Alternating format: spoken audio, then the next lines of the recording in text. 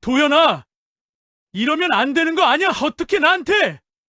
아버지, 저도 어쩔 수 없어요. 그러니까 좋게 말할 때 돈을 주셨으면 이런 일은 없었잖아요. 뭐라고? 내가 아들이 맞아? 천벌 받고 말고 무사하지 않을 거다! 네, 네, 알겠어요. 천벌은 아주 나중에 받을게요. 지금은 아니고요. 일단 저 좀 먼저 살고 봐야 할 것 같으니 잠시 눈 감아주세요. 네? 오빠, 이러지 마. 아버지한테 이러면 안 돼. 이런 일은 있을 수 없는 일이잖아. 넌 조용히 해. 내가 왜 너랑 똑같이 재산을 물려받아야 하는데? 출가 외에는 자격이 없어. 아주 심각한 상황이 일어날 것 같네요. 무슨 내용인지 들어보시죠. 오늘 사연 시작하기 전에 무료인 구독과 엄지척 한 번씩 꾹 눌러주시고 댓글도 부탁드려요. 사연 시작하겠습니다. 한석진은 새벽 5시 어김없이 바닷가로 향했습니다. 70이 넘은 몸이지만 걸음걸이만큼은 여전히 단단했죠. 파도가 모래사장을 핥히는 소리가 귓가에 울렸습니다.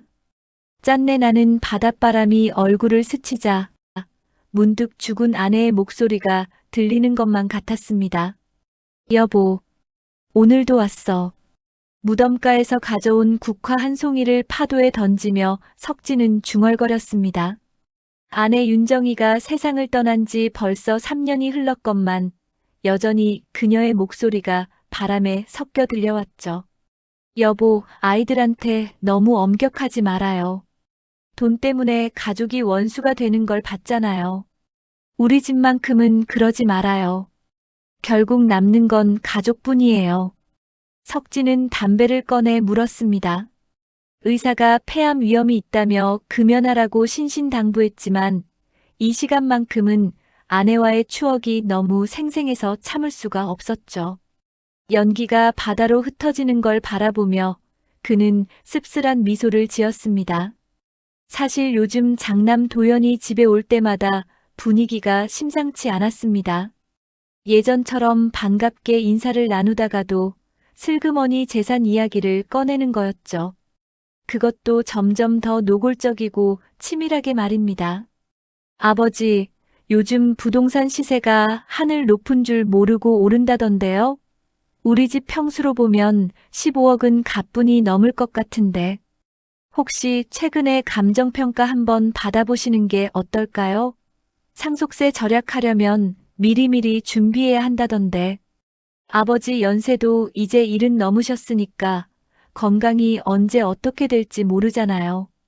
갑자기 무슨 일이 생기면 세금 폭탄 맞아서 우리 가족 모두 길바닥에 나앉을 수도 있어요.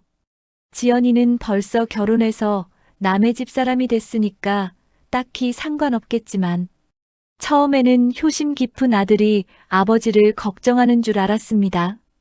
하지만 도연이 집에 올 때마다 눈빛부터 다른 게 보였죠.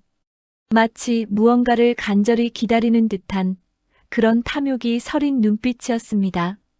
특히 석진이 기침을 하거나 몸이 안 좋다고 하면 도연의 눈이 이상하게 번뜩이는 게 신경 쓰였어요. 더 충격적인 건 얼마 전 우연히 들은 전화 통화였습니다. 도연이 화장실에 간 사이 울린 휴대전화를 대신 받으려다가 발신자 이름을 본 순간 석진은 온몸이 얼어붙었죠. 금융권급 전 대출센터. 여보세요? 한도연 고객님이신가요? 부동산 담보대출 건으로 긴급히 연락드렸는데 서류상 문제가 좀 있어서 담보로 잡힌 해안가 토지 소유주가 한석진 씨로 되어 있는데 본인 동의서가 없으면 대출 실행이 어려워서 혹시 아버님께서 직접 은행에 오셔서. 석진은 황급히 전화를 끊었지만 그 순간 모든 게 명확해졌습니다.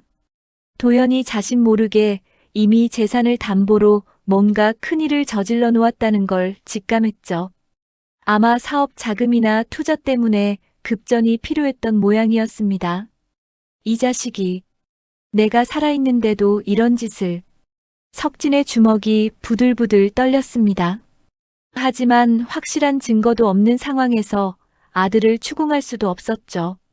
무엇보다 아내가 그렇게 당부했잖아요. 가족끼리 서로 의심하지 말라고. 하지만 이런 상황에서도 의심하지 말라고 했을까요? 석진이 가진 재산은 정말 만만치 않았습니다. 젊은 시절 항구에서 막일하며 새벽부터 밤늦게까지 피땀 흘려 모은 부동산이 시가 15억, 평생 한 푼이라도 아껴가며 모은 예금이 3억, 그리고 무엇보다 아내 정희가 친정에서 물려받은 해안가 토지가 현재 시가로 20억은 좋게 넘었죠. 정부에서 해양관광단지로 개발할 예정인 땅이라 앞으로 값어치가 몇 배는 더 오를 황금 같은 땅이었습니다. 정희는 생전에 유독 이 문제에 대해서만큼은 단호했었죠. 여보, 우리가 죽고 나면 이 모든 걸 도연이와 지연이한테 정확히 반반씩 나눠줘야 해요. 특히 도연이는 장남이라고 더 많이 주려는 생각은 절대로 하지 마세요. 지연이도 똑같은 우리 핏줄이에요. 그리고 만약에 도연이가 이상한 욕심을 부린다면 차라리 모든 걸 지연이한테 주세요. 내 말 꼭 기억해요. 당시에는 왜 그런 극단적인 말을 하는지 이해할 수 없었습니다. 하지만 지금 생각해보니 정희가 이미 도연의 본성을 꿰뚫어봤던 것 같았죠. 여자의 육감이라는 게 정말 무섭더라고요. 특히 지난주에는 이런 소름 끼치는 말까지 했었습니다. 아버지, 솔직히 말씀드리면 지연이는 이미 시집가서 완전히 남의 집 사람이 됐잖아요. 전통적으로도 아들이 제사를 지내고 부모를 모시는 게 맞으니까 재산도 아들 중심으로 상속하는 게 당연하지 않을까요? 지연이한테는 적당히 용돈 정도만 주셔도 충분할 것 같은데. 어차피 지연이 시댁에서도 그렇게 기대하지 않을 테니까요. 그 말을 들은 순간 석진은 화가 머리끝까지 치솟았습니다. 지연이가 얼마나 효심 깊은 딸인데 결혼했다고 해서 남의 집 사람이라니. 하지만 꾹 참았죠. 그래도 내 아들인데 마지막까지 믿어보고 싶었으니까요. 또 다른 충격적인 사건도 있었습니다. 며칠 전 도연이 술에 취해서 한 말이었죠. 아버지도 참, 언제까지 그렇게 오래 사실 건가요? 요즘 의학이 발달해서 90까지도 산다던데. 그럼 저는 언제 독립해서 제대로 된 사업을 시작하죠? 그때는 술김에 하는 소리려니 했는데 지금 생각해보니 정말 무서운 말이었습니다. 아이고 여보, 당신이 없으니까 이런 골치 아픈 일을 혼자 감당해야 하네. 당신이 왜 그런 당부를 했는지 이제 알겠다. 석진은 파도를 바라보며 깊은 한숨을 내쉬었습니다. 그런데 바로 그때 휴대전화가 요란하게 울렸죠. 아버지, 저 도연이에요. 오늘 혹시 시간 좀 되세요? 전화 너머 도연의 목소리는 평소와 달리 한없이 다정하고 부드러웠습니다. 석진은 잠깐 당황했죠. 마치 다른 사람 같을 정도로 상냥한 목소리였거든요. 이상할 정도로 말입니다. 왜 갑자기 무슨 일이냐? 평소 같으면 이런 새벽 시간에 전화할 놈이 아닌데. 아니요, 그냥 아버지하고 정말 오랜만에 바닷가 산책이나 하면서 진솔한 대화 좀 나누고 싶어서요. 요즘 사업 때문에 너무 바빠서 아버지께 소홀했던 것 같아서 마음이 무거웠거든요. 어머니 제사도 다가오는데 아버지 혼자 계시니까 외로우실 것 같고. 순간 석진의 가슴이 뭉클해졌습니다. 언제부터인가 차갑게 변했던 아들이 이렇게 먼저 손을 내밀다니. 혹시 자신이 도연을 너무 나쁘게 생각했던 건 아닐까 싶었죠. 그래, 좋다. 나도 너하고 오랜만에 속 깊은 이야기 하고 싶었다. 방파제 쪽으로 가자. 거기가 조용하고 좋더라. 전화를 끊고 나서 석진은 조금 마음이 밝아졌습니다. 아무래도 아들도 나이가 들면서 철이 든 모양이네요. 아니면 정말 사업이 힘들어서 아버지가 그리운 건지도 모르고요. 하지만 그 순간 멀리서 이 모든 상황을 지켜본 딸 지연은 오빠의 갑작스러운 태도 변화에 심상치 않은 불안감을 느끼고 있었습니다. 무언가 큰일이 일어날 것 같은 섬뜩한 예감이 온몸을 휘감았거든요. 오후 3시 도연이 집으로 찾아왔습니다. 평소와 달리 손에 아버지가 좋아하는 호두과자까지 들고 말이죠. 석진은 아들의 이런 모습에 마음이 놓였습니다. 역시 내가 너무 의심했나 보다 싶었거든요. 아버지, 오늘 날씨가 정말 좋네요. 바닷바람도 시원하고 산책하기 딱 좋은 것 같아요. 어머니가 살아계셨을 때 자주 가셨던 그 방파제 쪽으로 가보시죠. 도연의 얼굴에는 환한 미소가 떠올라 있었습니다. 마치 어린 시절 아버지와 함께 낚시를 가던 그때처럼 순수해 보였죠. 석진은 그런 아들의 모습에 가슴이 뭉클해졌습니다. 그래, 오랜만에 아빠하고 제대로 된 이야기나 해보자. 요즘 너무 바빠서 대화할 시간도 없었잖냐. 내 어머니도 그런 걸 참 좋아하셨는데. 둘은 나란히 바닷가로 향했습니다. 파도 소리가 잔잔하게 들려오고 갈매기들이 하늘을 자유롭게 날아다녔죠. 석진은 이런 평화로운 순간이 얼마나 오랜만인지 새삼 깨달았습니다. 아들과 이렇게 다정하게 걸어본 게 언제인지도 기억이 나지 않을 정도였어요. 하지만 그 순간 집에서 이 모든 걸 지켜본 지연은 불안감을 떨쳐낼 수 없었습니다. 오빠 도연이 이렇게 갑자기 변할 리가 없다고 생각했거든요. 특히 최근에 오빠가 사업 자금 때문에 얼마나 다급해했는지 알고 있었으니까요. 지난주에도 전화로 통화하다가 갑자기 화를 내며 끊어버렸던 일이 있었거든요. 뭔가 이상해. 오빠가 왜 갑자기 이러지? 평소 같으면 아버지 얘기만 나와도 짜증내던 사람이. 지연은 휴대전화를 꺼내 남편에게 문자를 보냈습니다. 여보, 오빠가 아버지랑 산책 나갔는데 뭔가 불안해. 평소와 너무 달라서. 혹시 모르니까 내가 뒤따라가서 지켜볼게. 남편은 즉시 답장을 보내왔습니다. 너무 걱정하지 마. 그래도 아들인데 아버님한테 뭘 어떻게 하겠어? 하지만 혹시 모르니까 조심해. 위험하다 싶으면 바로 경찰에 신고해. 지연은 마음을 다잡고 멀찍이 떨어져서 아버지와 오빠를 따라갔습니다. 바닷가 산책로는 사람이 많지 않아서 쉽게 들킬 수도 있었지만 나무 그늘과 바위 뒤에 숨으면서 조심스럽게 따라갔죠. 가슴이 두근두근 뛰면서 나쁜 예감이 계속 들었습니다. 한편 석진과 도연은 방파제 근처까지 걸어가고 있었습니다. 도연은 계속해서 아버지의 기분을 맞춰주며 대화를 이어갔죠. 아버지, 어머니가 살아계셨을 때 이 바닷가에서 자주 산책하셨죠? 저도 어렴풋이 기억나요. 어머니가 아버지 팔짱을 끼고 걸으시던 모습이. 그때 어머니가 저한테 하신 말씀이 있거든요. 그래, 뭐라고 하셨는데? 아버지는 정말 좋은 분이니까 나중에 꼭 효도하라고 하셨어요. 그런데 제가 요즘 너무 바빠서 효도다운 효도를 못했던 것 같아서 마음이 무거웠거든요. 석진의 목소리에는 그리움이 묻어 있었습니다.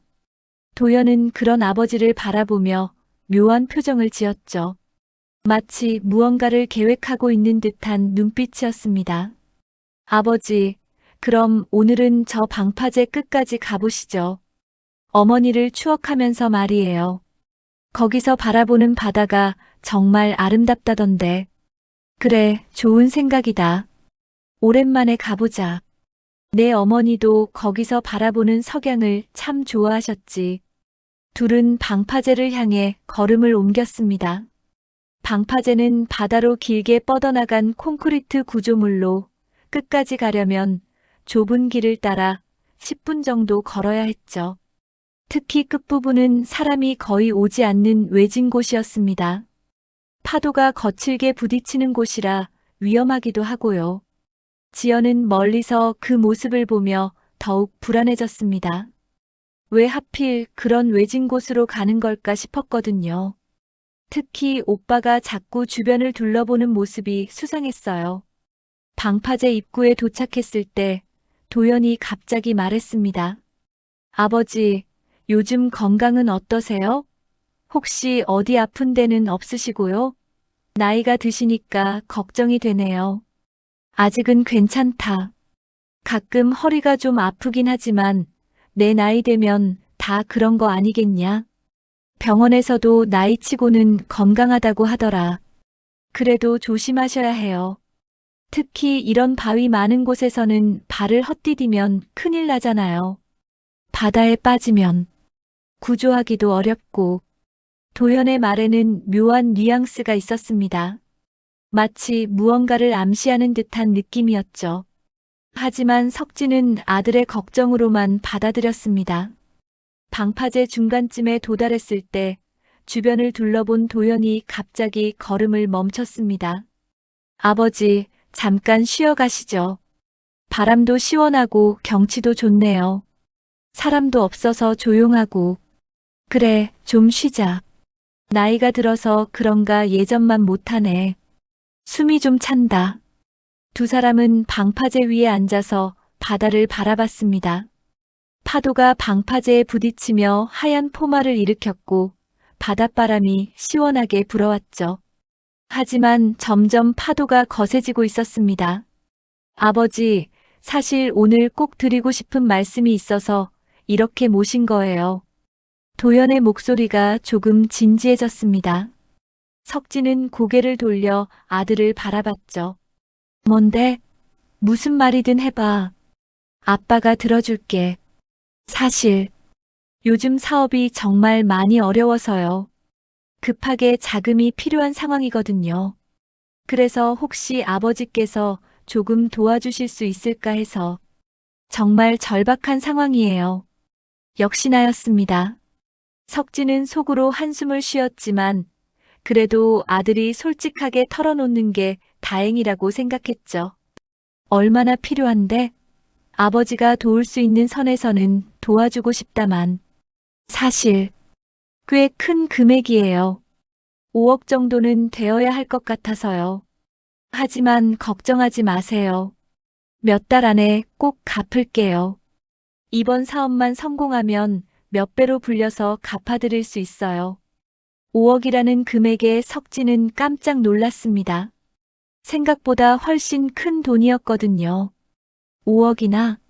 도연아, 그게 쉬운 돈이냐? 아버지가 평생 허리 굽혀가며 모은 돈인데 그렇게 큰 돈을 갑자기. 아버지, 제발 도와주세요. 이번 기회를 놓치면 제가 완전히 망해버려요. 그럼 지연이한테도 패 끼치게 되고 아버지께도 더 큰 짐이 될 수도 있어요. 정말 마지막 기회거든요. 도연의 목소리에는 절박함이 묻어 있었습니다. 하지만 동시에 뭔가 계산적인 느낌도 들었죠. 마치 이미 다 계획된 일인 것처럼요. 그래도 그런 큰 돈을 좀 더 생각해 봐야겠다. 하루아침에 결정할 일이 아니잖냐. 그 순간 도연의 얼굴이 급변했습니다. 아버지. 도연의 목소리가 갑자기 날카로워졌습니다. 그리고는 금세 다시 부드러운 목소리로 돌아왔죠. 죄송해요, 아버지. 너무 급한 마음에. 하지만 정말 시간이 없어서요. 내일까지 돈을 마련하지 못하면 제가 보증을 선 친구들까지 모두 망하게 돼요. 그럼 저는 정말 살 수가 없어요. 석진은 아들의 말을 듣고 있었지만 뭔가 이상한 느낌을 지울 수 없었습니다. 특히 도연의 눈빛이 점점 차가워지고 있는 게 신경 쓰였죠. 마치 다른 사람으로 변해가는 것 같았어요. 그때 멀리서 지켜보던 지연의 가슴이 철렁 내려앉았습니다. 오빠의 표정이 순간 무섭게 변하는 걸 봤거든요. 마치 가면을 벗어던진 것처럼 말이죠. 아버지, 사실 제가 오늘 이렇게 산책을 제안한 이유가 따로 있어요. 정말 중요한 이야기를 해야 해서요. 도연의 목소리가 서늘하게 변했습니다. 석진은 뭔가 잘못됐다는 걸 직감했지만 이미 늦었습니다. 방파제 끝자락 아무도 없고 파도만 거칠게 치는 곳까지 온 상황이었거든요. 방파제 끝자락에서 바람이 점점 거세지기 시작했습니다. 석양이 지면서 하늘이 붉게 물들어가고 있었죠. 도연은 아버지를 바라보며 입꼬리에 차가운 미소를 띄었습니다. 아버지, 사실 오늘 정말 중요한 결정을 해야 할 때가 왔어요. 석진은 아들의 변한 목소리에 등골이 서늘해졌습니다. 분명 몇 분 전까지만 해도 다정했던 아들의 목소리가 이렇게 차갑게 변할 줄은 몰랐거든요. 도연아, 왜 그런 말투로? 아버지께서 방금 5억이 큰돈이라고 하셨죠? 하지만 생각해보세요. 아버지가 가진 전체 재산에 비하면 5억은 푼돈 아니에요? 부동산만 해도 30억이 넘고 예금도 있고. 도연의 눈빛이 섬뜩하게 변했습니다. 마치 오랫동안 숨겨왔던 본성을 드러내는 것 같았죠. 너, 뭘 말하려는 거냐? 아버지, 저 솔직하게 말씀드릴게요.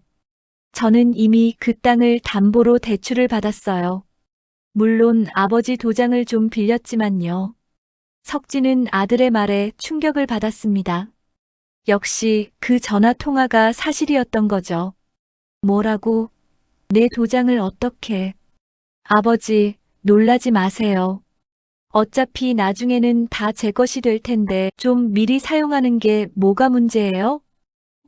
하지만 지금 상황이 좀 복잡해졌어요. 대출업체에서 아버지 직접 확인을 받아오라고 하거든요. 도연이 주머니에서 서류 뭉치를 꺼냈습니다. 바람에 날릴까봐 꽉 움켜쥐고 있었죠.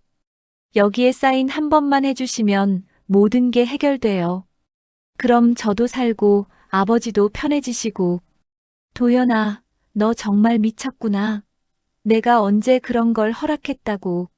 석진이 화를 내며 일어서려고 했지만 도연이 재빨리 아버지를 붙잡았습니다.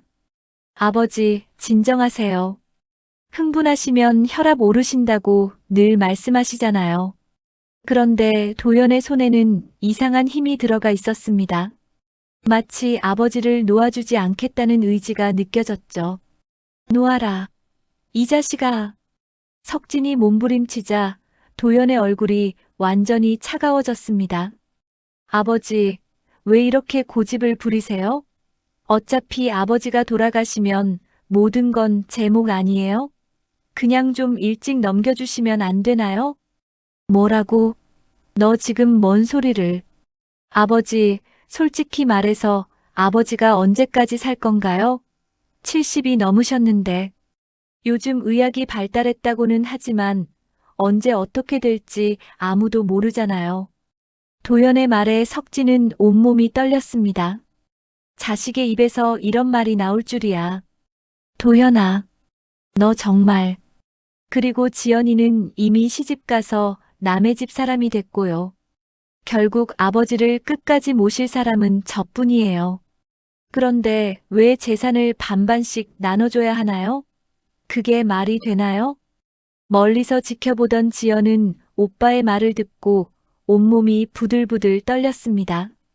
설마 오빠가 이런 사람이었다니.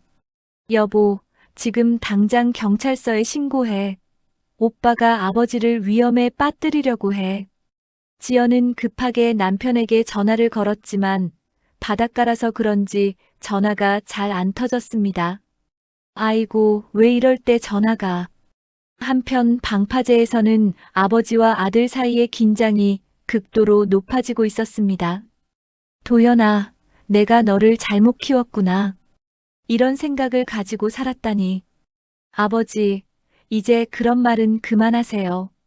현실을 받아들이시라고요. 아버지가 지금 여기서 사고라도 당하시면 모든 재산이 자동으로 저한테 넘어와요. 유언장도 없으시고 법적으로는 장남인 제가 모든 걸 상속받게 되어 있거든요. 뭐라고? 너 지금 나를 죽이겠다는 거냐? 죽인다니요. 너무 심한 표현 아닌가요? 그냥 불의의 사고가 일어날 수도 있는 거죠. 여기는 파도도 거칠고 바위도 많고 나이 드신 분이 발을 헛디디기 쉬운 곳이에요. 도연이 천천히 아버지 쪽으로 다가왔습니다. 석진은 본능적으로 위험을 느꼈죠. 도연아, 정신 차려라. 아무리 돈이 급해도 이런 짓은. 아버지, 사실 이 모든 걸 미리 계획했어요. 오늘 아침 전화도, 이 산책도, 모든 게 다 계획된 거였어요. 여기는 사람도 안 오고 CCTV도 없거든요. 도연의 고백에 석진은 경악했습니다. 아들이 자신을 해치려고 이런 치밀한 계획을 세웠다니. 너 정말. 그리고 지연이한테는 아버지가 혼자 산책 나갔다가 실족했다고 할 거예요. 바다에 빠져서 시신도 못 찾을 수도 있고요. 그럼 모든 게 깔끔하게 정리되잖아요. 이 자식아, 너 제정신이야. 석진이 화가 나서 도연을 밀치려고 했지만 젊은 도연의 힘을 당해낼 수가 없었습니다. 아버지, 저항하지 마세요. 더 힘들어질 뿐이에요. 도연이 아버지를 방파제 끝쪽으로 밀어붙이기 시작했습니다. 아래로는 거친 파도가 바위에 부딪히며 하얀 포마를 일으키고 있었죠. 도연아, 제발 정신 차려. 아버지, 너무 늦었어요. 이미 모든 준비는 끝났거든요. 아버지가 없어지면 지연이는 슬퍼할 테지만 시간이 지나면 잊을 거예요. 그리고 저는 모든 재산을 가지고 새로운 사업을 시작할 수 있고요. 내 어머니가 이걸 알면 뭐라고 하겠냐? 어머니요? 어머니는 이미 죽으셨잖아요. 죽은 사람 이야기는 그만하세요. 도연의 냉혹한 말에 석진은 절망했습니다. 이 사람이 정말 자신의 아들이 맞나 싶었죠. 바로 그때 파도가 특히 크게 밀려왔습니다. 방파제 전체가 물에 젖을 정도였죠. 도연은 이 기회를 놓치지 않았습니다. 아버지, 이제 정말 끝이에요. 그동안 키워주신 건 감사하지만 도연이 두 손으로 아버지를 밀어내려는 순간이었습니다. 오빠. 멀리서 지연의 목소리가 들려왔습니다. 도연은 깜짝 놀라 뒤돌아봤죠. 뭐야? 내가 왜 여기에? 그 찰나의 틈을 놓치지 않고 석진은 필사적으로 도연의 손을 뿌리치려 했습니다. 하지만 이미 균형을 잃은 상태였죠. 아버지. 지연이 급하게 달려오고 있었지만 거리가 너무 멀었습니다. 도연은 당황했지만 이미 시작한 일을 멈출 수는 없었습니다. 늦었어, 지연아. 이미 끝난 일이야. 결국 석진은 거친 파도 속으로 떨어지고 말았습니다. 차가운 바닷물이 그를 삼키며 의식이 점점 흐려져 갔죠. 아버지. 지연의 절규가 바닷바람에 섞여 사라져 갔습니다. 석진이 거친 파도 속으로 떨어진 순간 지연은 미친 듯이 소리쳤습니다. 아버지, 아버지. 도연은 아버지가 물에 빠지는 모습을 보며 차갑게 웃었습니다. 모든 게 계획대로 진행되고 있었거든요. 지연아, 너무 늦었다. 아버지는 이미. 오빠, 너 정말 미쳤어? 어떻게 아버지를. 지연이 울먹이며 오빠를 향해 달려들었지만 도연은 차갑게 밀어냈습니다. 지연아, 진정해. 이건 사고야. 아버지가 실족하신 거라고. 사고라고? 내가 다 봤어. 오빠가 아버지를 밀어뜨린 거 다 봤다고. 도연의 얼굴이 굳어졌습니다. 지연이 목격자가 된 상황은 계획에 없었거든요. 지연아, 내가 뭘 봤다고 생각하는지 모르겠지만. 닥쳐. 이 살인마. 경찰에 신고할 거야. 지연이 휴대전화를 꺼내려는 순간 도연이 재빨리 달려들어 휴대전화를 빼앗았습니다. 지연아, 너까지 여기서 사고를 당하면 안 될 텐데. 도연의 눈빛이 살기로 가득 찼습니다. 이미 아버지를 죽인 마당에 누이까지 입막음하는 것쯤은 어렵지 않다고 생각했거든요. 오빠, 미안하다, 지연아. 하지만 뭐 어쩔 수 없어. 도연이 지연에게 다가가려는 순간 갑자기 방파제 아래에서 기침 소리가 들려왔습니다. 그억. 석진이었습니다. 기적적으로 방파제 아래 작은 바위턱에 걸린 채로 살아있었던 거죠. 뭐야? 어떻게? 도연은 당황했습니다.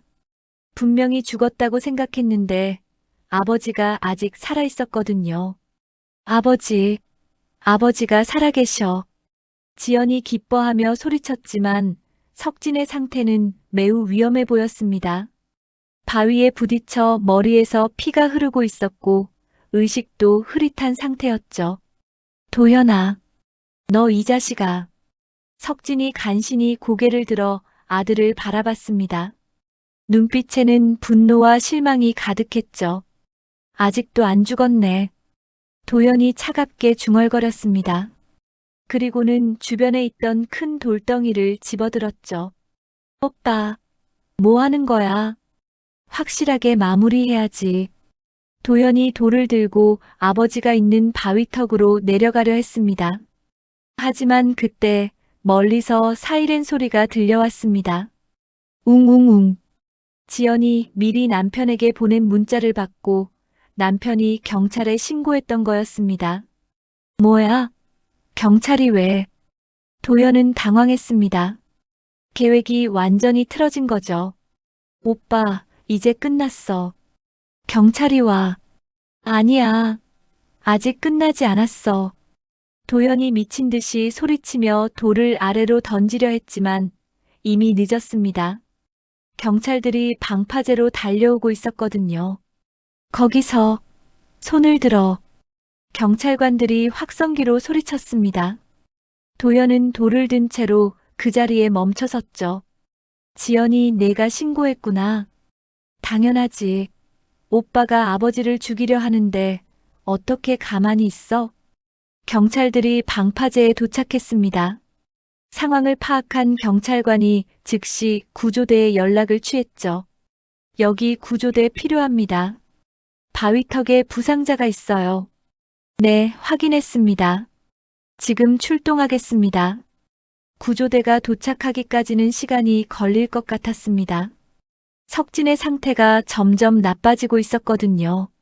아버지, 조금만 버티세요. 지연이 울며 소리쳤지만 석진은 의식을 잃어가고 있었습니다. 한편 도연은 경찰에게 체포되어 수갑을 찼습니다. 한도연 씨, 당신은 존속살인미수 혐의로 긴급 체포됩니다. 아니야. 이건 사고라고. 아버지가 실족한 거라고. 목격자가 있습니다. 당신이 고의로 아버님을 밀어뜨리는 걸 봤다는 증언이 있어요. 지연이 경찰관에게 자세히 상황을 설명했습니다. 오빠가 어떻게 아버지를 속여서 방파제까지 데려왔는지, 돈 때문에 어떤 말을 했는지, 그리고 마지막에 어떻게 밀어뜨렸는지 모든 걸 말했죠. 정말 충격적인 사건이네요. 친아들이 아버지를. 경찰관도 경악했습니다. 아무리 돈 때문이라지만 친아버지를 죽이려 한다는 게 믿어지지 않았거든요. 드디어 구조대가 도착했습니다. 전문 구조요원들이 바위턱으로 내려갔죠. 환자 상태 확인. 의식 잃고 두부 외상이 있어요. 즉시 병원으로 이송 준비. 구조요원들이 석진을 들것에 옮겨 실었습니다. 다행히 맥박은 뛰고 있었지만 상태가 매우 심각해 보였어요. 아버지, 제발 살아계세요. 지연이 울면서 아버지의 손을 잡았습니다. 구급차가 도착하고 석진은 응급실로 이송되었습니다. 의료진들이 분주하게 응급처치를 하고 있었죠. 혈압 떨어지고 있어요. 링거 더 빨리.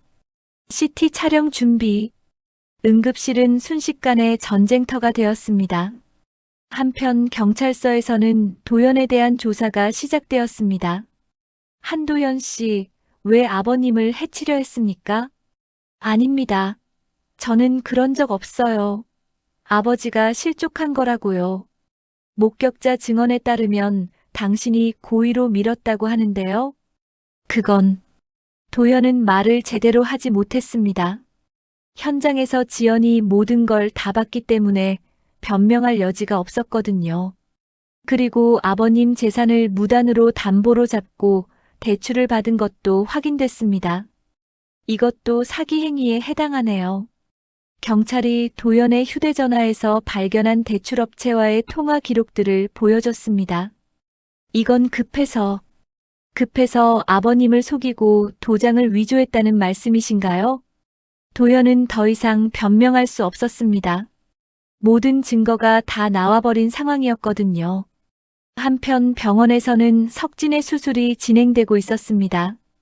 다행히 생명에는 지장이 없을 것 같습니다. 하지만 뇌진탕이 심해서 회복하는데 시간이 좀 걸릴 것 같네요. 의사의 말에 지연은 안도의 한숨을 쉬었습니다. 정말 다행이에요. 아버지가 살아계셔서. 며칠 후 석진은 의식을 회복했습니다. 첫 마디가 지연에 대한 걱정이었죠. 지연아, 너 괜찮니? 네, 아버지. 저는 괜찮아요. 아버지가 깨어나셔서 정말 다행이에요. 도연이는 어떻게 됐니? 석진의 목소리에는 복잡한 감정이 섞여 있었습니다. 비록 자신을 죽이려 했지만 그래도 아들이었거든요. 오빠는 지금 구속되어서 재판을 기다리고 있어요. 지연의 말에 석진은 깊은 한숨을 쉬었습니다. 내가 아들을 잘못 키웠구나. 아버지, 그런 말씀하지 마세요. 아버지 잘못이 아니에요. 하지만 석진의 마음은 무겁기만 했습니다. 아들이 돈 때문에 이런 극단적인 선택을 했다는 게 믿어지지 않았거든요. 그런데 정말 다행인 건 아버지가 살아계신다는 거예요. 이제 오빠의 음모도 다 밝혀졌고요. 지연의 말에 석진은 고개를 끄덕였습니다. 하지만 마음속 깊은 곳에서는 복수심이 타오르고 있었죠. 석진이 바다에서 구조된 지 일주일 후 놀라운 소식이 전해졌습니다. 석진을 구조한 사람이 바로 옛 동업자인 최병수였던 거죠. 석진아, 내가 이렇게 살아있을 줄이야. 정말 기적이다. 그때 상황을 생각하면 아직도 소름이 돋아. 병수는 석진의 병실을 찾아와 그의 손을 꼭 잡았습니다. 두 사람은 젊은 시절 함께 사업을 했던 절친한 사이였거든요. 40년 넘게 우정을 이어온 진짜 형제 같은 사이였죠. 병수 형님, 정말 고마워요. 형님이 아니었으면 죽을 뻔했어요. 그런데 어떻게 그 시간에 그 외진 곳에 있었던 거예요? 우연히 그 바닷가에서 낚시를 하고 있었는데 바위 밑에서 자꾸 신음소리가 들리더라고. 처음엔 바람소리나 갈매기 울음소리인 줄 알았지. 그런데 계속 들리길래 이상해서 손전등 들고 가보니까 너더라. 정말 깜짝 놀랐다니까. 얼굴이 새파랗게 질려서 죽은 줄 알았어. 병수는 그날 밤 석진을 발견했을 때의 상황을 자세히 설명했습니다. 석진이 작은 바위 턱에 걸려 있었지만 체온이 급격히 떨어져서 매우 위험한 상태였다고 했죠. 바닷물에 젖은 채로 몇 시간을 버텼으니 정말 기적적으로 살아남은 거라고. 그런데 석진아, 도연이가 정말 너를 아직도 믿어지지 않는다. 아무리 돈이 급하고 힘들어도 친아버지를 바다에 밀어뜨리다니. 이런 일이 실제로 일어날 줄이야. 나도 아직 믿어지지 않아요. 내 아들이 날 죽이려 했다니. 내가 그 애를 어떻게 키웠길래 이런 일이. 아내한테도 면목이 없고요. 석진의 목소리는 분노와 배신감, 그리고 깊은 자책감으로 떨렸습니다. 아들에 대한 실망감이 너무 컸거든요. 평생 믿고 사랑했던 아들이 자신을 배신했다는 사실이 너무 충격적이었습니다. 석진아, 그런 생각하지 마. 절대 너 잘못이 아니야. 사람 마음속 깊은 곳은 정말 알 수가 없는 거더라. 특히 돈 앞에서는 사람이 완전히 달라지기도 하고. 형님, 그런데 하나 물어볼 게 있어요. 아내가 생전에 뭔가 중요한 걸 형님한테 맡겼다고 했잖아요. 혹시 그게 뭔지 아세요? 아내가 죽기 전에 자주 그런 얘기를 했거든요. 아, 그건 말이야. 사실 윤 여사가 돌아가시기 몇 달 전에 나한테 맡긴 게 있어.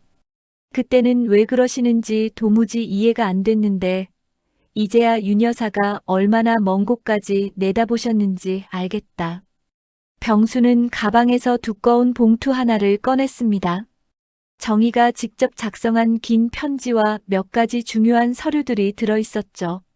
봉투 겉면에는 정희의 글씨로 석진 씨가 정말 위험할 때만 열어보세요라고 적혀 있었습니다. 이걸 내가 정말 생사의 갈림길에 처했을 때, 특히 도연이 때문에 심각한 어려움을 겪을 때 전해달라고 하셨어. 그때는 무슨 말인지 전혀 몰랐는데, 이제야 윤 여사의 해안이 얼마나 깊었는지 뼈저리게 알겠다. 석진은 떨리는 손으로 정희의 편지를 펼쳤습니다. 아내 친필이 그리워서 그동안 편지 한 장도 버리지 못했는데 이런 중요한 편지가 있었다니 눈시울이 붉어졌죠. 여보, 만약 당신이 이 편지를 읽고 있다면 아마 도연이 때문에 생명이 위험할 정도의 큰 어려움을 겪고 있을 거예요. 저는 이미 도연이의 본성을 알고 있었어요. 그 아이는 어릴 때부터 돈에 대한 욕심이 남달랐거든요. 친구들 용돈을 속임수로 빼앗아 오기도 하고 거짓말을 해서 돈을 받아내기도 했죠. 심지어 제 지갑에서 몰래 돈을 빼가는 일도 있었어요. 그때는 어려서 철이 없어서 그러려니 했는데 나이가 들면서 점점 더 심해지더라고요. 편지를 읽으며 석진의 눈에서 눈물이 주르륵 흘러내렸습니다. 아내가 이미 모든 걸 예견하고 있었던 거죠. 그리고 자신만 그런 사실을 모르고 살았다는 게 너무 부끄러웠습니다. 그래서 당신 몰래 준비해둔 게 있어요. 제 친정 땅 중에서 가장 값나가는 해안가 토지 3만 평을 따로 떼어서 당신과 지연이 명의로 공동 소유로 만들어뒀어요. 이 땅은 도연이는 절대 건드릴 수 없어요. 법적으로 완전히 차단해뒀거든요. 변호사와 상의해서 도연이가 어떤 수를 써도 건드릴 수 없도록 조치해뒀어요. 뭐라고? 정희가 그런 큰일까지. 3만 평이면 지금 시세로 얼마나? 석진은 깜짝 놀랐습니다. 정희가 그런 중대한 결정을 혼자서 해뒀다는 걸 전혀 몰랐거든요. 그리고 비밀 계좌도 여러 개 만들어뒀어요. 제가 살림하면서 조금씩 아껴서 모은 돈과 친정에서 받은 돈, 그리고 몰래 했던 부업으로 번 돈까지 다 모아뒀어요. 이 돈은 당신과 지연이가 새로 시작할 때 쓰시라고 15년 동안 모아둔 거예요. 통장과 도장은 모두 병수한테 맡겨뒀으니까 정말 필요할 때 찾아가세요. 병수가 또 다른 두꺼운 봉투를 꺼내 보이며 말했습니다. 정희 여사가 15년 전부터 정말 조금씩 모아둔 거야. 생활비에서 조금씩 빼서 모으시고 몰래 집에서 반찬 가게도 하시고 부동산 투자도 조금씩 하시면서 불려놓으신 거야. 총 10억 정도 될 거다. 10억이나? 정희가 그런 큰 돈을 나 모르게 어떻게. 윤 여사가 정말 대단하셨어. 당신이 일하러 나간 사이에 온갖 부업을 다 하셨더라고. 집에서 김치도 담가서 팔고 밑반찬도 만들어서 팔고 심지어 주식 투자까지 하셨어. 모든 게 언젠가 도연이 때문에 가족이 풍비박산날 것에 대비한 거였어. 석진은 아내의 지혜로움과 놀라운 선견지명에 또 한 번 놀랐습니다. 도연이의 본성을 미리 꿰뚫어보고 이런 치밀하고 완벽한 대비책을 마련해둔 거였죠. 편지에 더 중요한 내용이 있어. 계속 읽어봐. 석진은 편지를 계속 읽었습니다. 여보, 도연이가 잘못된 길로 빠져들면 절대 봐주거나 덮어주지 마세요. 반드시 법의 심판을 받게 해주세요. 그게 도연이를 위해서도, 우리 가족 모두를 위해서도, 그리고 세상을 위해서도 옳은 일이에요. 잘못을 덮어주면 더 큰 악으로 이어질 수밖에 없거든요. 그리고 우리 지연이를 끝까지 잘 보살펴주세요. 그 아이만큼은 정말 착하고 효성스럽고 올바른 아이거든요. 저희 부부가 제대로 키운 건 지연이 뿐이에요. 편지의 마지막 부분에는 더욱 충격적이고 결정적인 내용이 있었습니다. 그리고 가장 중요한 것이 하나 더 있어요. 제가 죽기 한 달 전에 김철수 변호사한테 맡겨둔 정식 유언장이 있어요. 혹시 도연이가 가족에게 심각한 해를 끼치거나 중대한 범죄를 저지르면 그 유언장을 즉시 공개하세요. 거기에는 모든 재산을 오직 지연이에게만 물려준다고 법적으로 확실하게 명시되어 있어요. 도연이는 단 한 푼도 받을 수 없도록 완벽하게 차단해뒀어요. 유언장까지? 정의가 그런 것까지 미리 준비해뒀다니. 정말 대단하다. 석진은 정의의 철저하고 완벽한 준비에 또 한 번 경탄했습니다. 며칠 후 석진은 교도소 면회실에서 도연과 마주 앉았습니다. 도연은 많이 야위어 있었고 눈빛도 예전과 완전히 달라져 있었죠. 마치 다른 사람을 보는 것 같았습니다. 아버지. 도연의 목소리는 떨리고 있었습니다. 석진을 바라보는 눈빛에는 복잡한 감정들이 섞여 있었죠. 말해봐. 뭔 할 말이 있다고 했지? 나를 죽이려 했던 놈이 이제 와서 무슨 말을 하겠다는 거냐? 석진의 목소리는 차갑고 단호했습니다. 아들이지만 용서할 수 없는 일을 저질렀거든요. 아버지, 정말 죄송합니다. 제가 완전히 미쳤었어요. 돈에 눈이 멀어서 정말 말도 안 되는 짓을. 미쳤다고? 그걸로 끝이냐? 너는 나를 바다에 밀어뜨려서 죽이려고 했잖아. 그것도 치밀하게 계획해서 말이야. 도연이 눈물을 흘리기 시작했습니다. 하지만 석진의 마음은 전혀 움직이지 않았죠. 아버지, 저 정말 후회하고 있어요. 여기 들어와서 매일매일 후회하고 있어요. 제가 너무 잘못했어요. 어떻게 아버지를? 후회? 너는 이미 돌이킬 수 없는 선을 넘었어. 아버지를 죽이려 했잖아. 그것도 재산 때문에 말이야. 석진은 차갑게 말했습니다. 도연의 눈물이 가짜처럼 보였거든요. 아버지, 사실 제가 오늘 면회를 신청한 이유가 따로 있어요. 도연이 갑자기 진지한 표정으로 말했습니다. 뭔데? 저한테 공범이 있었어요. 뭐라고? 석진은 깜짝 놀랐습니다. 예상치 못한 말이었거든요. 혼자서 한 일이 아니에요. 사실 저를 부추긴 사람이 따로 있어요. 누가 너를 부추겼다는 거냐? 제 사업 파트너였던 박민수라는 사람이에요. 그 사람이 아버지 재산에 대해서 계속 물어보고 빨리 상속받는 방법에 대해서도 조언해줬어요. 도연의 고백에 석진은 충격을 받았습니다. 그래서 그 사람이 제게 말했어요. 부모님이 너무 오래 사시면 상속세만 더 많이 나온다. 차라리 사고처럼 만드는 게 낫다고. 처음에는 농담인 줄 알았는데 계속 그런 말을 하더라고요. 이 자식아, 그렇다고 해서 아버지를 죽이려고 했단 말이냐?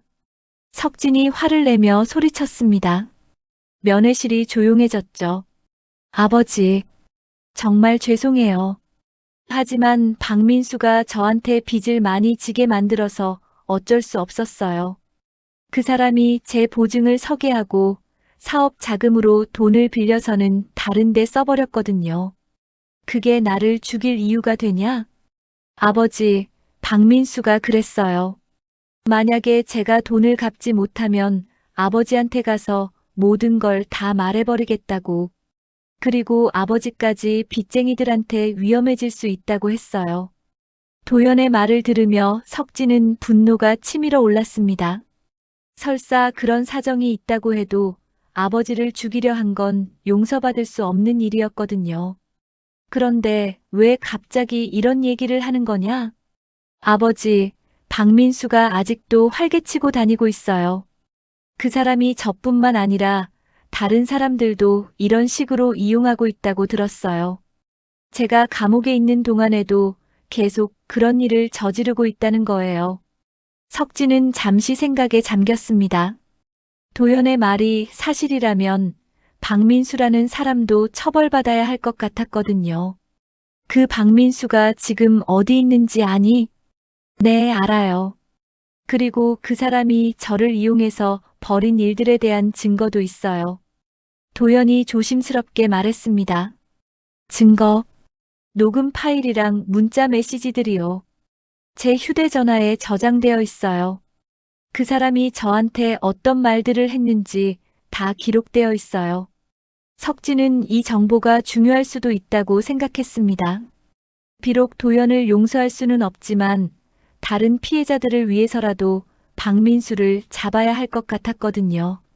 아버지, 제가 이런 말씀드리는 게 뻔뻔스럽다는 걸 알아요. 하지만 박민수 때문에 다른 가족들이 저희처럼 될 수도 있어요.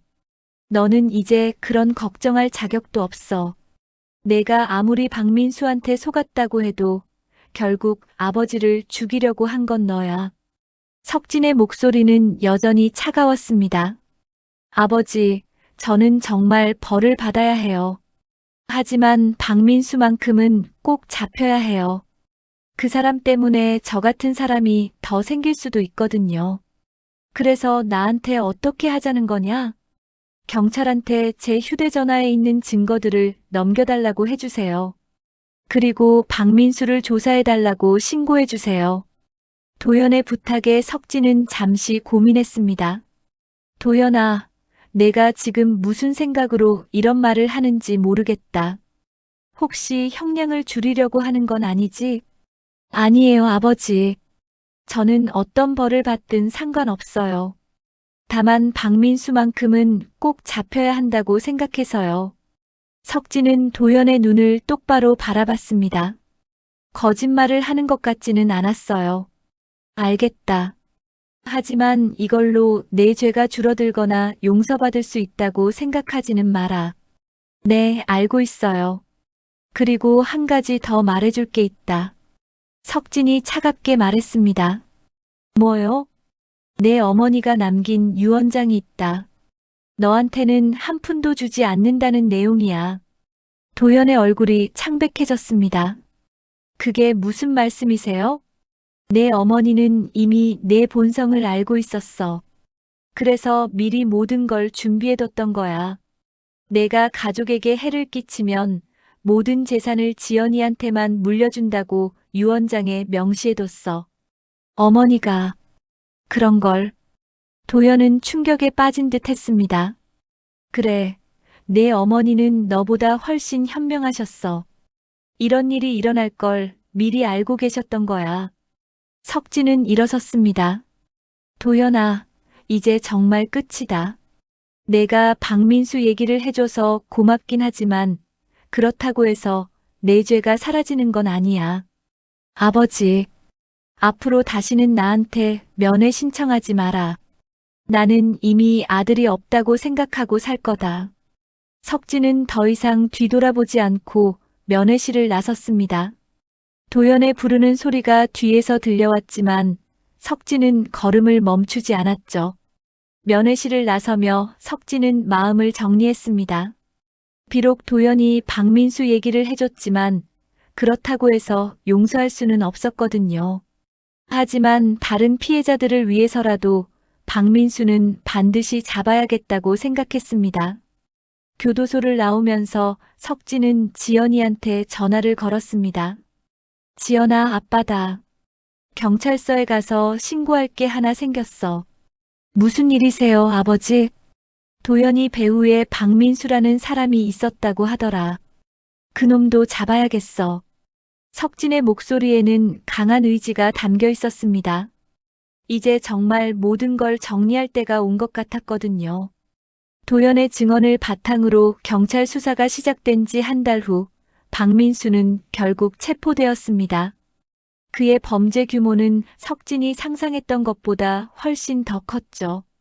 아버지, 박민수가 다른 가족들도 수십 명이나 속여서 비슷한 짓을 했다고 해요. 심지어 어떤 집은 아예 재산을 다 빼앗겨서 일가족이 길바닥에 나앉았다고 하더라고요. 정말 악질이었던 것 같아요. 지연이 경찰서에서 들은 충격적인 소식을 아버지에게 전했습니다. 그래, 그놈도 이제 제대로 벌을 받겠구나. 하지만 그렇다고 해서 도연이의 죄가 사라지는 건 아니야. 석진은 안도감을 느꼈지만 동시에 복잡한 심정이었습니다. 아들 도연의 죄가 줄어드는 건 아니었거든요. 며칠 후 드디어 도연의 1심 판결이 났습니다. 존속살인 미수와 사기, 문서 위조 혐의로 징역 12년이 선고되었죠. 박민수의 교사 사실이 인정되어 처음 구형보다는 조금 줄어든 형량이었습니다. 12년. 길면 길고 짧으면 짧은 시간이네. 그놈이 나올 때는 내가 80이 넘겠구나. 석진은 법정을 나서며 중얼거렸습니다. 지연이 아버지의 팔을 꼭 잡았죠. 아버지, 이제 정말 모든 게 끝난 것 같아요. 더 이상 오빠 걱정 안 하셔도 돼요. 아니야, 지연아. 이제 진짜 시작이야. 이제부터 우리가 새로운 삶을 만들어 가야 해. 석진의 눈빛이 결연해졌습니다. 며칠 후 석진은 정의의 유언장을 공개하기로 결심했습니다. 변호사 사무실에서 지연과 함께 유언장 봉인을 정식으로 해제했죠. 정말 놀랍습니다. 윤정희 여사님이 이렇게까지 치밀하고 완벽하게 준비하셨다니. 법조계에서도 이런 상황은 정말 드물어요. 변호사도 감탄했습니다. 유언장에는 모든 재산을 지연에게 상속한다는 내용이 법적으로 완벽하게 명시되어 있었거든요. 아버지, 이걸 정말 공개하실 건가요? 한번 공개하면 다시는 되돌릴 수 없어요. 지연이 조심스럽게 물었습니다. 그래야지. 내 어머니의 뜻이잖아. 그리고 이제는 모든 걸 투명하게 해야 해. 석진은 단호했습니다. 유언장 공개와 함께 정의가 숨겨둔 비밀 재산들도 모두 세상에 드러났습니다. 해안가 토지 3만 평과 여러 개의 비밀 계좌에 있던 10억 원까지 합치면 총 40억이 넘는 엄청난 금액이었죠. 이제 도연이는 정말 한 푼도 받을 수 없게 됐네요. 법적으로 완전히 차단되어 있어요. 변호사가 서류를 정리하며 말했습니다. 당연하지. 아버지를 죽이려 한 놈이 재산을 물려받는다는 게 말이 되나. 석진의 목소리는 냉정했습니다. 한편 교도소에서 이 소식을 들은 도연은 완전히 절망에 빠졌습니다. 어머니가 정말 그런 유언장을. 그럼 내가 지금까지 한 모든 일이.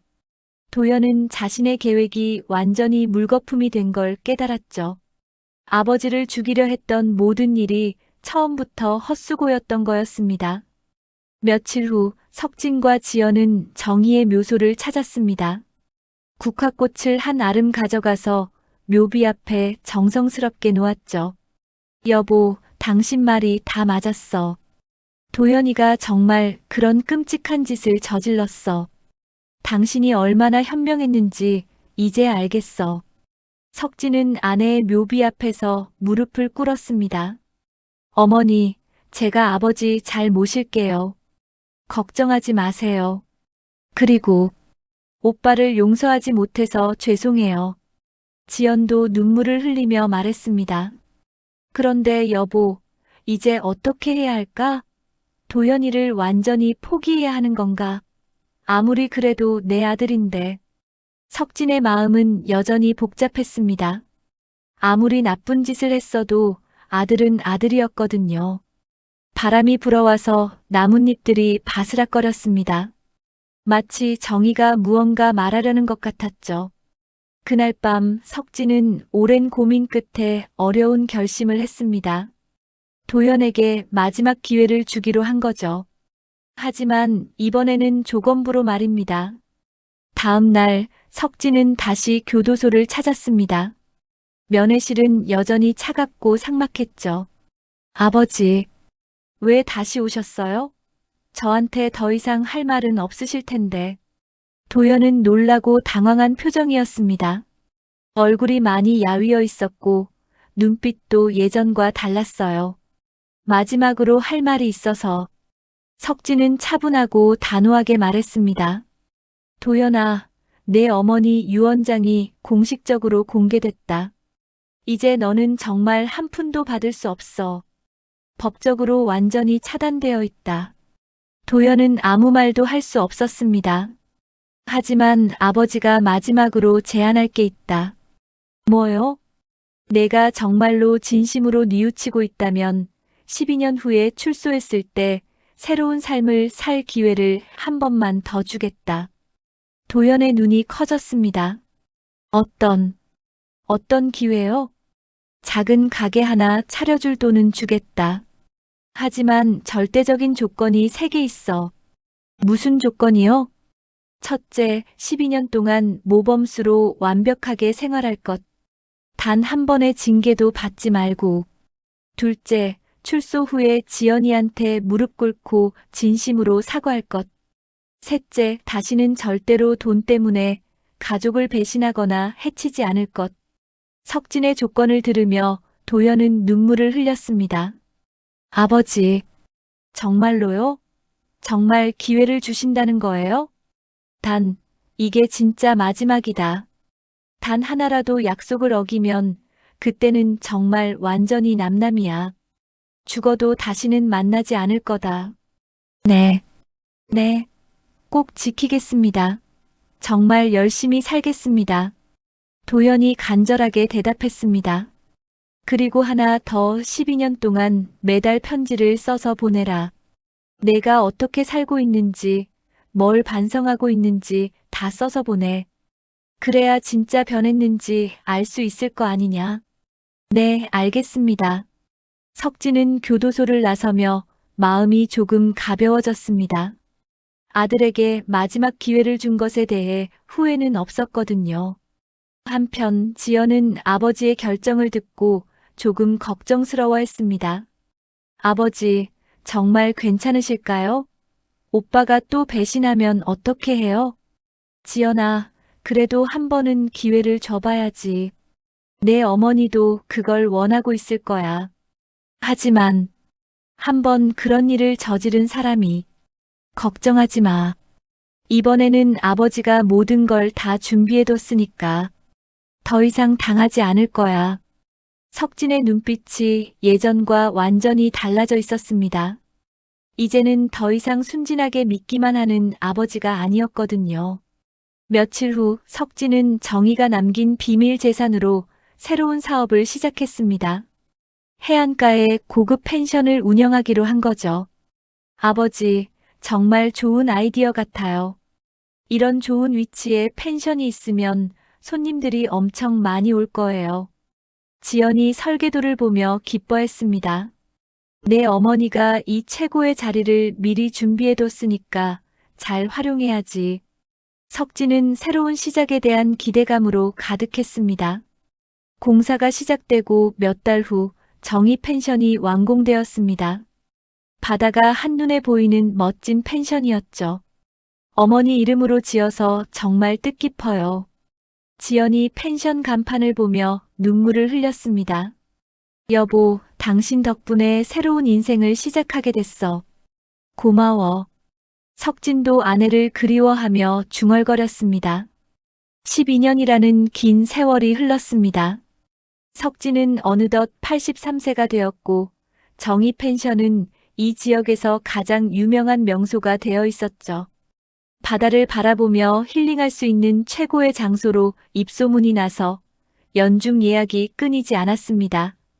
특히 가족 단위 손님들이 많이 찾아왔는데 석진은 그들을 보며 가족의 소중함을 더욱 깊이 느꼈죠. 아버지, 오빠 출소일이 내일이에요. 지연이 조심스럽게 말했습니다. 벌써 40대 중반이 된 지연은 펜션 운영을 도우며 아버지를 정성스럽게 모시고 있었죠. 결혼 후에도 남편과 함께 아버지 곁을 지키며 살았습니다. 그래, 벌써 12년이 지났구나. 참 빨리도 흘렀네.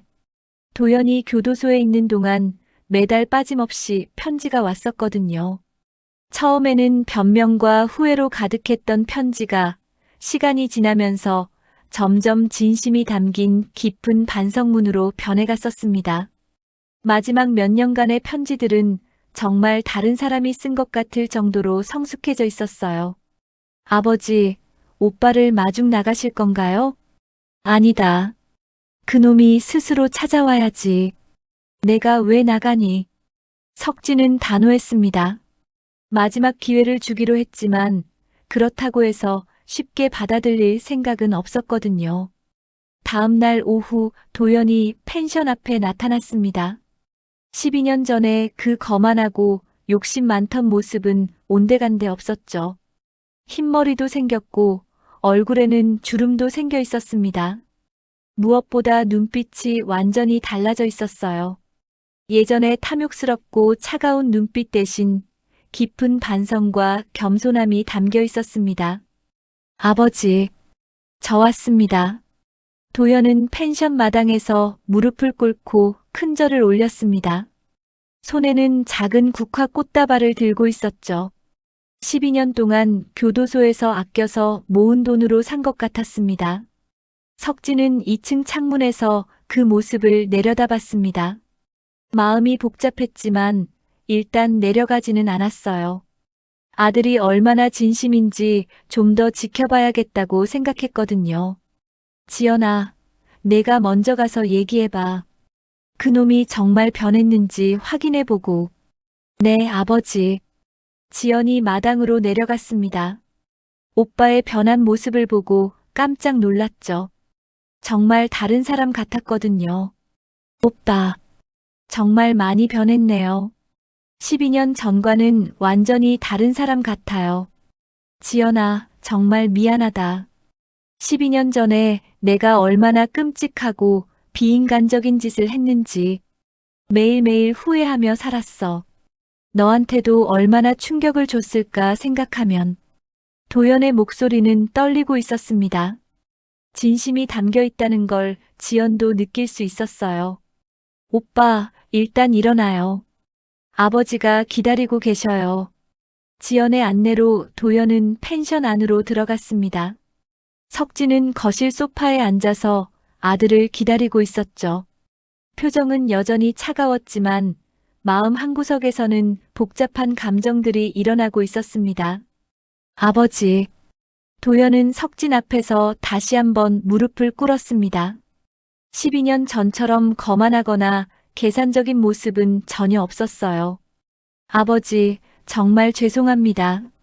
제가 저질렀던 일들을 용서해달라고 감히 말할 수도 없지만 정말 진심으로 후회하고 있습니다. 매일 밤 잠들기 전에 아버지께 사죄하는 마음으로 기도했어요. 석진은 아들을 찬찬히 바라봤습니다. 12년 전과는 완전히 다른 사람처럼 보였어요. 하지만 아직 완전히 믿을 수는 없었죠. 도연아, 12년 동안 교도소에서 뭘 했냐? 용접 기술을 배웠습니다. 그리고 매일 아버지께 편지를 쓰면서 제 잘못을 되새겼어요. 또 다른 수감자들에게 한글을 가르치기도 했고 교화 프로그램에도 적극적으로 참여했습니다. 특히 저 같은 가족 범죄를 저지른 사람들의 상담을 도와주기도 했어요.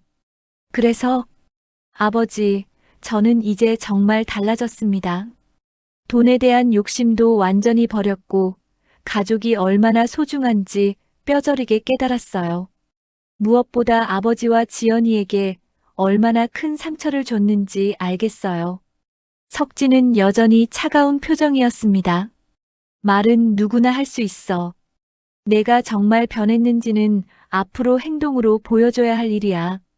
네, 알고 있습니다. 그때 지연이 끼어들었습니다. 아버지, 사실 오빠가 출소하기 전에 미리 연락이 왔었어요. 뭐? 교도소 교화과장님이 전화를 주셨는데 오빠가 정말 모범수로 생활했다고 하시더라고요. 12년 동안 단 한 번도 징계를 받지 않았고 오히려 다른 수감자들의 지도자 역할을 했다고 하셨어요. 석진은 조금 놀랐습니다. 도연이 정말 약속을 지켰다는 얘기였거든요. 그리고 오빠가 교도소에서 번 작업료로 매달 피해자 구제 기금에 기부를 했다고도 하시더라고요. 또 출소 후 정착 자금으로 받을 수 있는 돈도 거의 다 기부했다고 했어요. 정말이냐? 석진이 도연을 바라봤습니다. 네, 아버지. 제가 번 돈은 거의 다 기부했어요. 저 같은 사람 때문에 피해받은 가족들을 위해서라도 그래야 한다고 생각했거든요. 돈에 대한 욕심이 저를 이렇게 만들었으니까 이제는 돈에 연연하지 않고 살고 싶어요. 석진의 마음이 조금 누그러들기 시작했습니다. 하지만 아직도 완전히 믿을 수는 없었어요. 도연아, 내가 정말 변했다는 걸 어떻게 믿으라는 거냐? 12년 전에 너는 나를 죽이려고 했잖아. 아버지, 저는 이제 큰 욕심 없이 조용히 살고 싶어요. 작은 용접소라도 하나 차려서 정직하게 일하면서 살겠습니다. 그리고 매년 어머니 제사 때마다 찾아뵙고 아버지께 안부 인사드리면서 살고 싶어요. 용접소? 네, 12년 동안 기술을 열심히 익혔거든요. 이제 꽤 실력도 있어요. 기능사 자격증도 땄고요. 석진은 잠시 생각에 잠겼습니다. 그리고는 지연을 바라봤죠. 지연아, 너는 어떻게 생각하니? 저는 오빠가 진심으로 뉘우치고 있는 것 같아요. 눈빛이 예전과 완전히 달라졌거든요. 그리고 교도소에서도 정말 모범적으로 생활했다고 하니까 석진은 깊은 한숨을 쉬었습니다. 정의가 살아있다면 뭐라고 했을까 생각해봤죠. 도연아, 아버지가 약속한 대로 작은 가게 차릴 돈은 주겠다. 하지만 조건이 몇 개 있어. 네, 말씀하세요. 첫째, 이 동네에서는 절대 사업하지 마라. 멀리 가서 새롭게 시작해라. 둘째, 1년에 한 번씩만 안부 인사를 하러 와라. 너무 자주 오면 안 돼. 셋째, 다시는 돈 문제로 가족에게 손 벌리지 마라. 네, 꼭 지키겠습니다. 그리고 마지막으로 석진이 일어나서 도연에게 다가갔습니다. 다시는 아버지를 실망시키지 마라. 이번이 정말 마지막이야.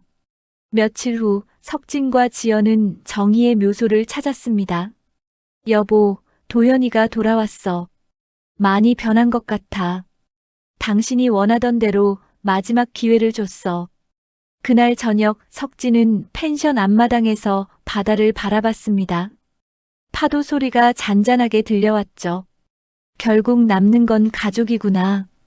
당신 말이 맞았어. 오늘 사연은 여기까지입니다.